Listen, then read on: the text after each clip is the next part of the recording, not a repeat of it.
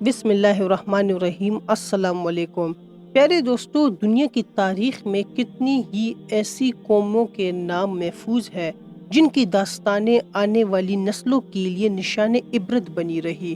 زمانہ قدیم میں جب دنیا مختلف تہذیبوں کا گہوارہ تھی، دور دراز کے ایک سرسبز علاقے میں ایک قوم آباد تھی جسے اصحاب الرس کے نام سے یاد کیا جاتا تھا۔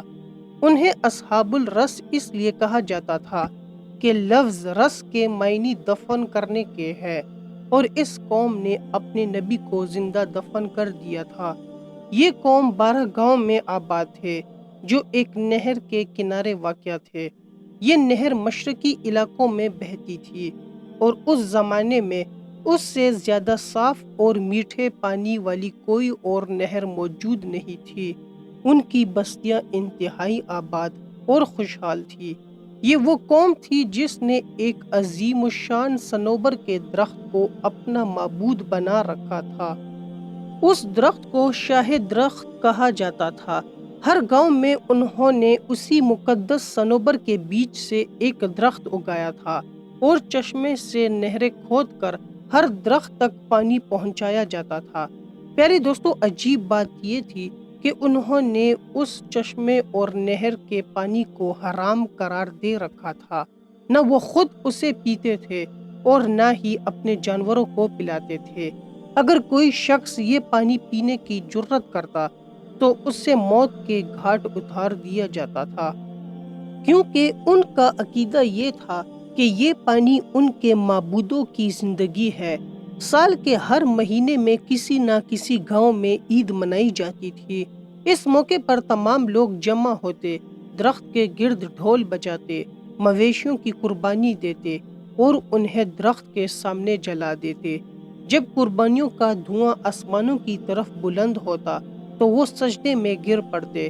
اس وقت شیطان درخت کی شاخوں کو ہلاتا اور تنے سے بچے کی آواز نکال کر کہتا کہ میں تم سے راضی ہوں، اے میرے بندو، خوش رہو اور چین سے زندگی گزارو۔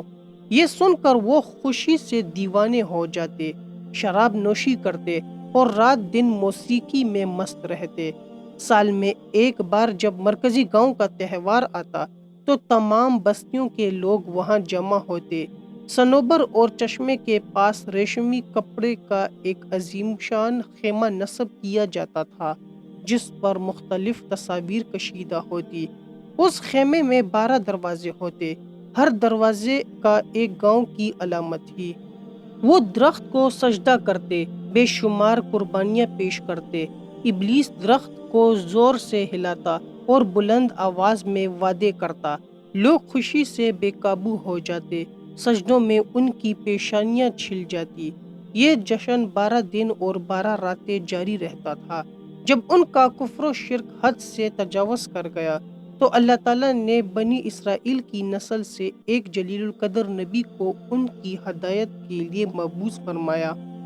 یہ نبی عرصہ دراز تک ان میں رہے، انہیں توحید کی دعوت دیتے رہے، مگر قوم نے ان کی بات نہیں مانی۔ جب نبی نے ان کی سرکشی اور گمراہی کی انتہا دیکھی تو انہوں نے بارگاہ الہی میں دعا کی کہ اے میرے پروردگار، تیرے بندوں نے میری تکذیب کے سوا کچھ نہیں کیا۔ وہ ایک ایسے درخت کی پرستش کرتے ہیں جو نہ نفع پہنچا سکتا ہے نہ ہی نقصان۔ ان کے تمام درختوں کو خشک کر دے اور انہیں اپنی قدرت کا مظاہرہ دکھا۔ پیارے دوستو، جب صبح ہوئی تو لوگوں نے دیکھا کہ ان کے تمام درخت سوکھ چکے ہیں۔ قوم 2 گروہوں میں تقسیم ہو گئی۔ ایک گروہ کا کہنا تھا کہ یہ نعوذ باللہ اس نبی کا جادو ہے جو خود کو آسمان و زمین کے رب کا رسول کہتا ہے۔ دوسرے گروہ کی رائے یہ تھی کہ ہمارے معبود اس شخص سے ناراض ہے جو ان کی توہین کرتا ہے۔ بہرحال دونوں گروہ اس نتیجے پر پہنچے کہ نبی کو نعوذ باللہ قتل کر دیا جائے۔ انہوں نے ایک گہرا کنواں کھودا اور ان نبی کو اس میں ڈالا اور اوپر بھاری پتھر رکھ دیا۔